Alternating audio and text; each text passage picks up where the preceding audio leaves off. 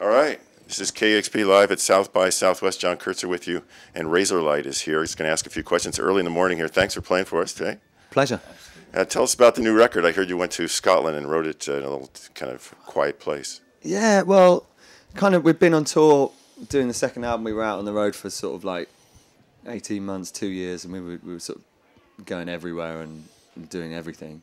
And sort of was just starting to write it towards the end of that tour, and then just sort of reached this point where you just got to get away from everything to do with being in a band, which I love, but you got to just take a little break from it, And so completely by chance, I ended up on this little island in the Hebrides off the coast of Scotland. It's way up there. Yeah, man. It's a tiny little island, 300 people, called Tiree, off the Atlantic coast of Scotland, and yeah, it was nuts. And I was in a little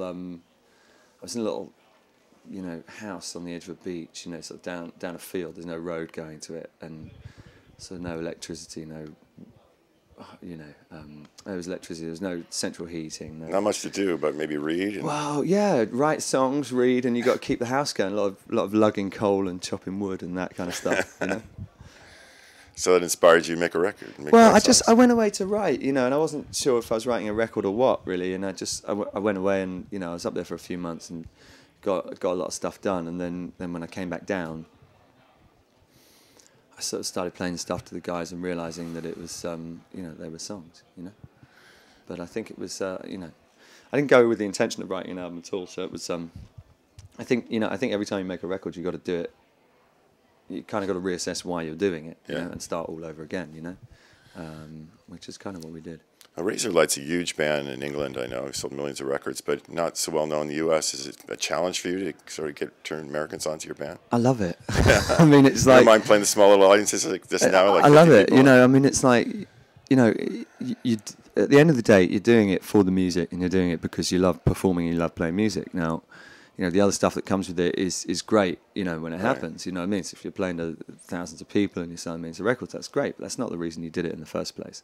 So it makes no difference. You come over here just to play the music, and that's great. I mean, the more people that come to watch it, the better, you know what I mean? But it's like, I just love getting up. I think we all do, we get up there and we just want to make the music happen. So it's kind of back to basics, huh?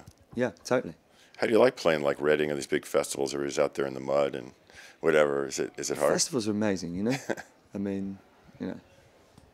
I mean, it's great, I mean, it's insane in Europe as well. I mean, there's, if we're doing a festival somewhere, we're out, all the time, just going from one festival to another, and just all these people going crazy and having their best time in the summer. That's good. Yeah, it seems like in Europe, or especially England, there's more of a kind of culture of festivals, camping out, doing the whole thing. And yeah. Not so much in the United States, where people just sort of go to concerts, Yeah, even at festivals. You stay in a tent for a week, basically, and live on beer and noodles. Yeah. But totally, and it's like, and it's the best. It's something you look forward to your whole summer. You know what I mean? It's like you and all your mates, and you're gonna get wasted and get laid and have a good time and see some great bands. Have you guys done Glastonbury? You played there? Yeah. That doesn't seem to happen every year. It's like sort of comes and goes. It happens sort of 3 years on, 1 year off, or something, because they got to give the field a chance to breathe. But Glastonbury's great, because it's a real festival that's existed for a long, long time. Yeah, so the grandfather of all the festivals. Yeah, but when there's festivals, there are festivals that exist originally for a reason, so it's not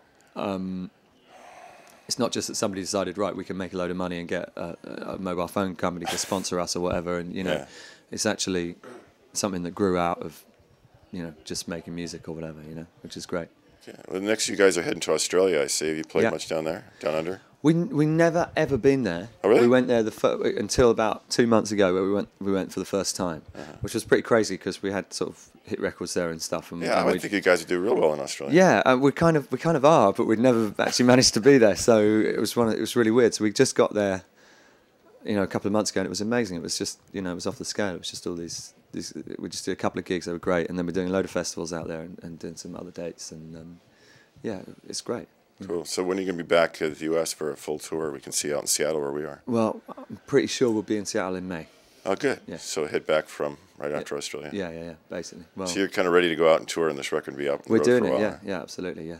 You guys happy to be out there and just doing it again? Touring's great, I mean, it does your head in after a bit, but it's it's that thing, you know. It's like you just got to love doing it because you're playing music every day. You know? So Johnny, one last question: you write most of the songs, or all the guys contribute to songwriting? Well, I kind of, I sort of bring them in, and then we turn them into Razorlight. You know. Yeah.